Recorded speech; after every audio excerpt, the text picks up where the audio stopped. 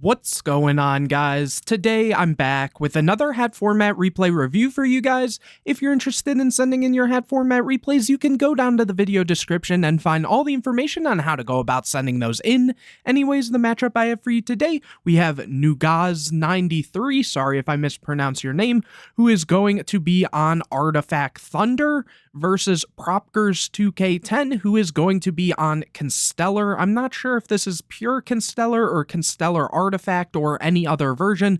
I know Propgers2K10 usually does enjoy playing a kind of more pure Constellar variant, so it's possible it is that, but we will have to see, and hopefully this will be a good match, but the only way to know for sure is to actually get into it. So without further ado, let's get started. Here, it looks like Prop is going to win the rock, paper, scissors and get to start this one out. Opening hands, we see Sanctum, Solemn Warning, Traptrix, Mermail, Maw Hunter, and Scythe. And on the other side, we see Soul Charge, Algiady, Wiretap, Upstart Goblin, and Forbidden Lance. And here Prop will get a draw for turn, getting a copy of Brotherhood of the Firefist Bear. So honestly, that doesn't really tell me what version, as a lot of times, you know, whether it's pure or even the Artifact variant or the Firefist version, they sometimes will play a copy of Bear just so they have an extra target off of tankies.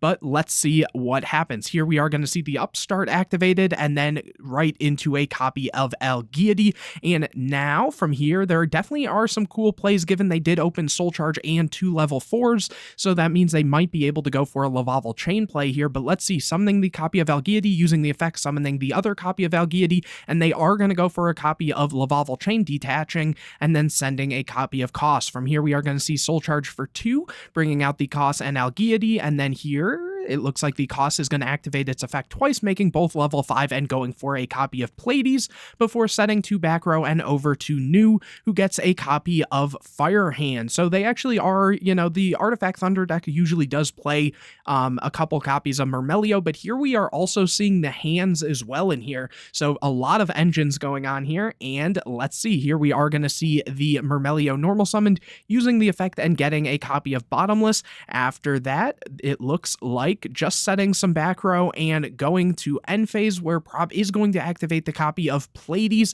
and it looks like they are going to try to bounce one of the random back row, and here it looks like they are bouncing the Sanctum, so a very good hit for them here. And from there, Prop is going to draw for turn, getting a copy of Torrential, and they are thinking here using the Pleiades right away, trying to just bait out as much back row as possible, this time bouncing the copy of Warning, and then we are going to see the Bear normal summon, but that is going to be met with the copy of Bottomless, which Prop is going to go and activate the copy of Lance, protecting it here. After that, we are going to see M7 stacked on top of the copy of Pleiades, going to battle phase, running over the copy of Mermail, and then attacking in with Bear. Bear can then go and set a copy of Tenki, and then swinging in with the copy of Lavaval Chain before going to main phase 2, activating the Tenki and adding a copy of Kos. From there, it looks like Lavaval Chain is going to activate to stacking a copy of Sombre, so Prop definitely has some very good follow-up here, setting the copy of Torrential and back over to New, who gets a copy of Dimensional Prison.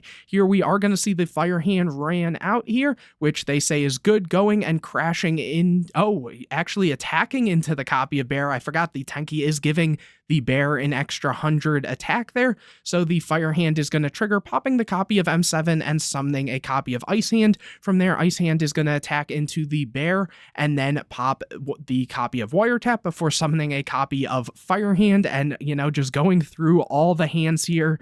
This really does show how powerful the hands are in this format, attacking now into the copy of Lavaval Chain, and it looks like they have no targets here, and they still are going to attack just to clear the last back row, but not summon a copy of Firehand, and after that, just setting some more back row, which now Prop actually isn't in the greatest position, given we know that New has this copy of Sanctum, they have the copy of Warning, even if they summon, you know, some monster just to push in, there is the Dimensional Prison, so now, you know, New is going to be able to take advantage of this, and we are going to see that Sombre going and being summoned, but that that is going to be met with the Solemn Warning. Now the Lavalval Chain attacks in. We see the Sanctum activated, summoning a copy of Moraltech, and Moraltech can pop the copy of Lavalval Chain. Here, New does draw into a copy of Double Cyclone, which is good for that copy of Scythe and that dead copy of Tenki that Prop has on their board. So we are going to see the Mahunter summon just to push in for more damage here. And after that, we'll see that Double Cyclone set back over to Prop, who gets a copy of Instant Fusion, which is actually a very good draw for them here. We are going to see the cost summon. New says it's good. We see the Instant Fusion activated, going for a copy of Ojama Knight.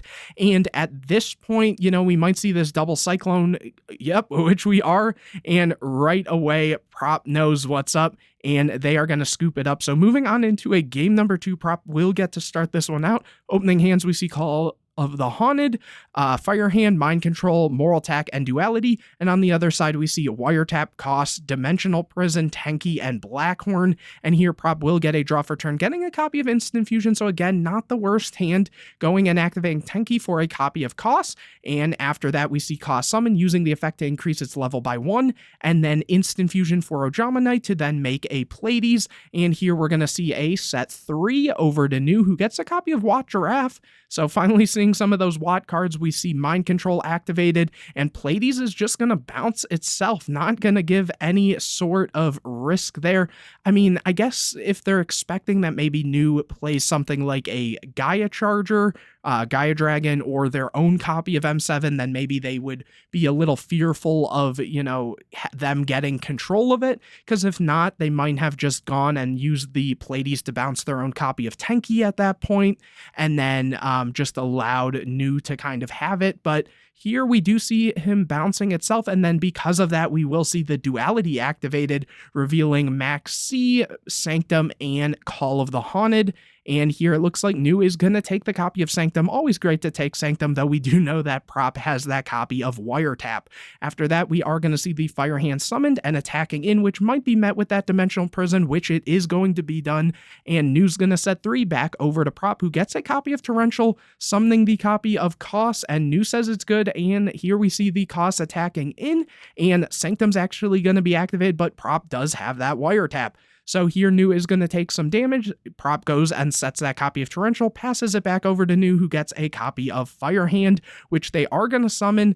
Prop's taking a second to think. They're going to Torrential, so the Fire Hand won't be able to float, but now Prop is going to need a good draw, getting an upstart, so they need another good draw here, getting a copy of Fiendish Chain, so at least something to stall out. New draws for turn, gets a copy of Wat Cobra, which they can summon and attack in, but that is going to be met with the copy of Fiendish Chain, and here Prop draws for turn, getting a copy of Sombre, which is actually a great draw here, summoning it, and let's see, New allows it, using the effect Banishing Cost to try to add back the copy of Koss Engrave, getting it, and now they can additional summon it here. Going to battle phase, Koss will run over the Cobra, and then the Sombre can attack in for a good amount here, and choosing not to overlay or anything like that, wanting to just keep these bodies on board, and here New gets a copy of Sanctum, which is a great draw for them. Normal summoning the Watt Giraffe, attacking directly via the Watt Giraffe's effect, and now the Giraffe is making so Prop can't activate card effects for the rest of the turn,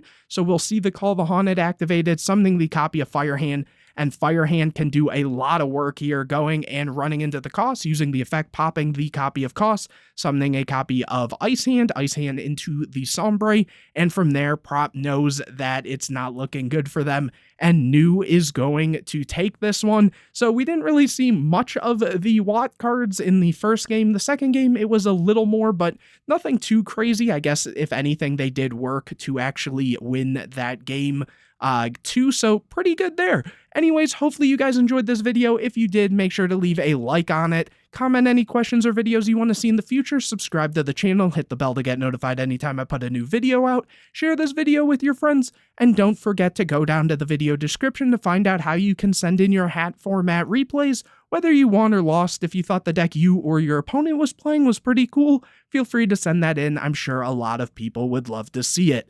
But anyways, guys, I will see you in the next video.